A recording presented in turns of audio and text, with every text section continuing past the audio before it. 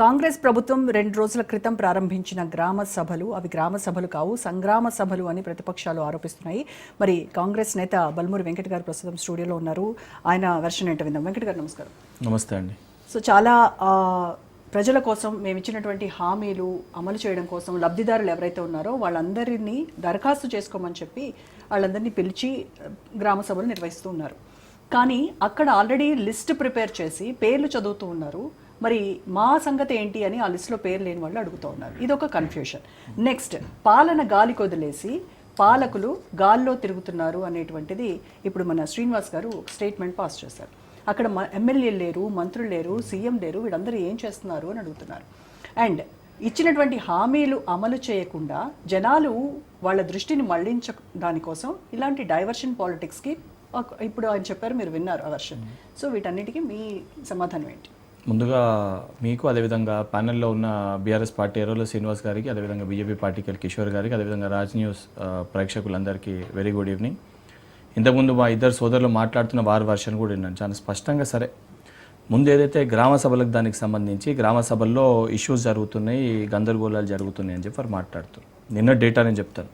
3410 గ్రామాలల్లో గ్రామ సభలు జరిగినాయి. అంటే విడతల వారీగా మొత్తం మనకు 12,000 చిల్లర గ్రామ పంచాయతీలు ఉంటే విడతల వారీగా రోజుకి 3,000 నుంచి 4,000 మధ్యలో గ్రామ సభలు జరపాలని నిర్ణయించడం జరిగింది. నిన్న 3410 గ్రామాల్లో గ్రామ సభలు జరిగినాయి.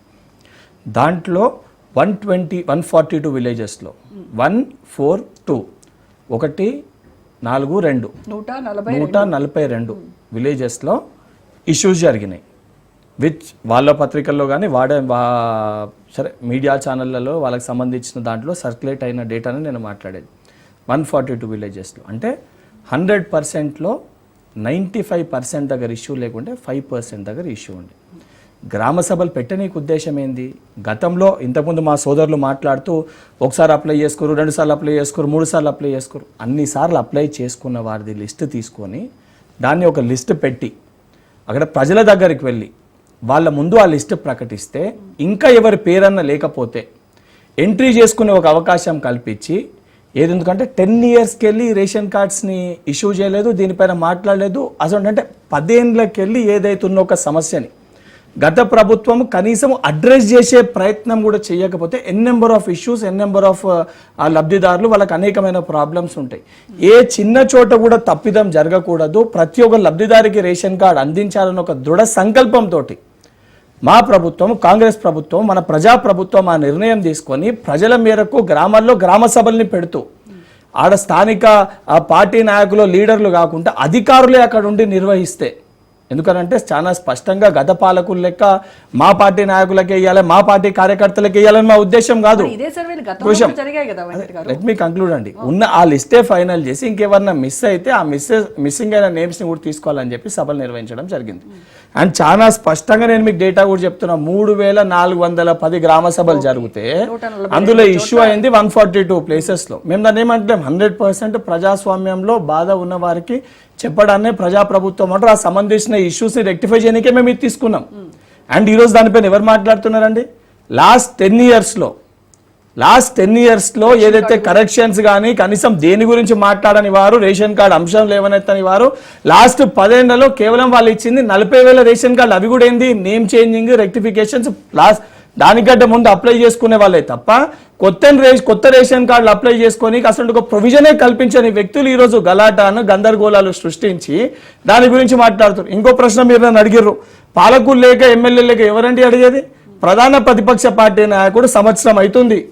ప్రధాన అధికార పక్షానికి ఎంత ఉంటుందో అధికారం పక్షంలో ఉన్న తీసుకున్న నిర్ణయాలను లేవనెత్తి వాటిని ప్రభుత్వాన్ని ప్రశ్నించి ప్రజల యొక్క సమస్యల్ని చట్టసభల్లో, అసెంబ్లీ సాక్షిగా తీసుకొచ్చే ఒక బాధ్యత, 80,000 పుస్తకాలు చదివి సుదీర్ఘ రాజకీయ అనుభవం ఉన్న వ్యక్తి కనీసం సంవత్సర కాలం పాటుకెళ్ళి ఫార్మ్ హౌస్కి బయటికి రాకుండా ఫార్మ్ హౌస్కి అంకితమైనలు ఈరోజు బయటికి వచ్చి మా నాయకుల గురించి ఏదైతే సంబంధించి మా ఎమ్మెల్యేల గురించి మాట్లాడుతారు. 100% నేను చెప్తా, ఈ సంవత్సర కాలంలో ఎక్కడన్నా ఎమ్మెల్యేని ప్రజలు అడ్డుకున్నా, ప్రజలకి జవాబుదారీతనం ఉన్న ప్రభుత్వం కాంగ్రెస్ ప్రభుత్వం. మీరు ఈరోజు మంత్రులని ప్రజలు ప్రశ్నిస్తున్నారంటే ఆ స్వేచ్ఛని గత 10 ఏళ్ల పరిస్థితి లేకుండే, ఎమ్మెల్యేలను కలిసే పరిస్థితి లేకుండే, ప్రగతి భవన్ పోయే పరిస్థితి లేకుండే, సెక్రటేరియట్లు ఎవరు అందుబాటులో లేకుండే. కానీ ఈరోజు ప్రజలకున్న ఇబ్బందుల్ని తెలుసుకుంటూ వారికి కోపం ఉండి 1-2 మాటలు అన్నా వాటిని స్వీకరించి, ఎందుకంటే వారికి బాధ్యత ఉంది, ఎందుకంటే వారు మమ్మల్ని అధికారంలో కూర్చోబెట్టారు వారి సమస్యల్ని పరిష్కరించని బాధ్యత గల ప్రభుత్వానికి ఆ చిత్తశుద్ధితోటి వ్యవహరిస్తూ ఒక్కొక్కటిగా సమస్యలు పరిష్కరిస్తున్నాం. అండ్ మా గ్యారంటీల గురించి మాట్లాడుతుంటే రైతుల రుణమాఫీ ఏం చేసిర్రు, దీన్ని ఏం చేసిర్రు మేడం, చాలా స్పష్టంగా మేము ఇచ్చిన 6 గ్యారంటీలకి మేము కట్టుబడి ఉన్నాము. మేము వేరే వాళ్ళు చెప్పినప్పుడు దళితుని ముఖ్యమంత్రి చేస్తా అని చెప్పి అధికారంలోకి రాగానే తల నరుక్కుంటా అని చెప్పి మొదటి హామీయే మోసం చేసే ప్రభుత్వము మా ప్రభుత్వం కాదు. అసలు ఒక పార్టీ మా పార్టీ కాదు. 100% ఆలస్యం అయిన వాటిపైన కూడా చిత్తశుద్ధితోటి ఒకటొకటిగా తెలంగాణ రాష్ట్ర పరిస్థితి ఏంది, ఏ రకమైన ఇబ్బందులు ఉన్నాయి, అవును మేము చెప్పినాం, కానీ తప్పనిసరిగా చేసి తీరుతామని ఒక్కొక్కటిగా. అది ఏదైతే రైతు రుణమాఫీ కానివ్వండి, ఏదైతే వారి లెక్క ప్రకారంగా 90% సరే వాళ్ళు ఆరోపిస్తున్నాడు 90% ఉంటుందండి. వాళ్ళ లెక్క అడ్డగోలుగా ఏదైతే లక్షల కోట్లు కుంభకోణం చేసే ప్రాజెక్టుల పైన ఖర్చు పెట్టి ప్రజా డబ్బుని దుర్వినియోగం చేయలే కదా.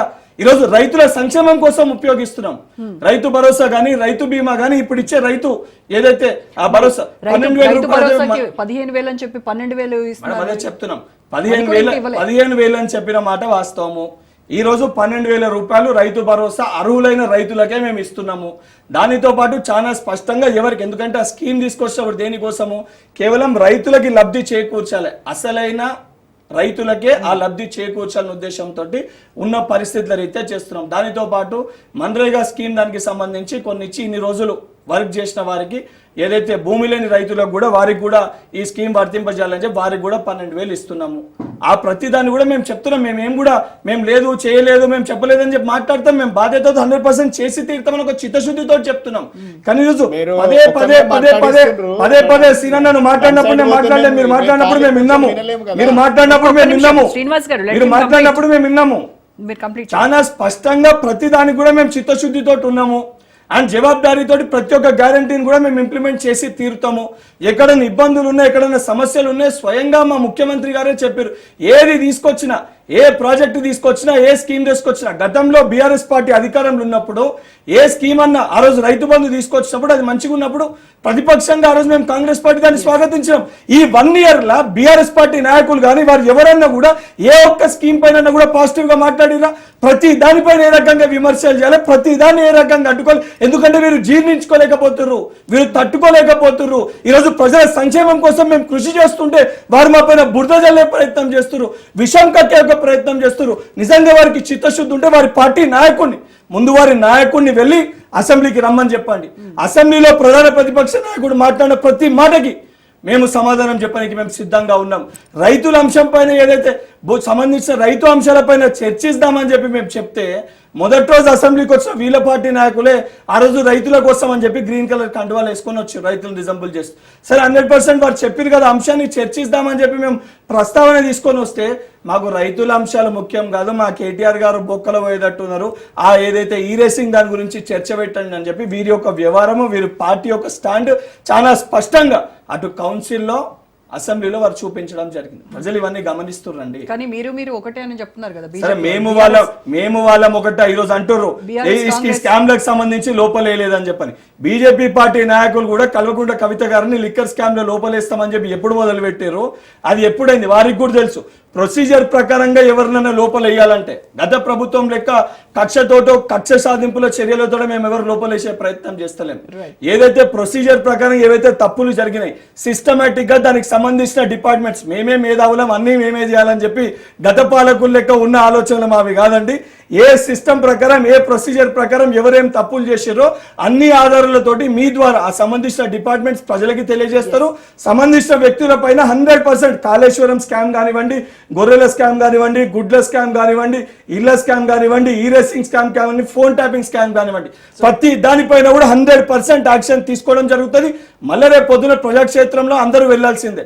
దాన్నే రిఫరెండం గా పెట్టుకుని ప్రజాక్షేత్రంలో ప్రజల దగ్గరికి వెళ్ళి కూడా ఓట్లు అడుగుతాం. ఇది మా చిత్తశుద్ధి. Right, okay. శ్రీనివాస్ గారు, మీ గత 10 ఏళ్ల పాలనలో అసలు అడ్రస్ చేయనటువంటి అంశమే రేషన్ కార్డుల అంశం. దాన్ని వాళ్ళు చిత్తశుద్ధితో ప్రజలకి ఇవ్వాలని చూస్తూ ఉంటే మీరు అనవసరమైనటువంటి ఆరోపణలు ఇవి చేస్తున్నారు. మిత్రులు వెంకట్ గారు చాలా విషయాలు మాట్లాడిండ్రు. అడ్రస్ మేము లేమా, ఈరోజు రాష్ట్రంలో ఉన్నటువంటి మంత్రులు ముఖ్యమంత్రులు లేరా, ప్రజలే సాక్ష్యము, గ్రామ సభలే సాక్ష్యం. దానికి గ్రామ సభలలో జరుగుతున్నటువంటి గందరగోళమే మేము మాట్లాడుతున్నాం.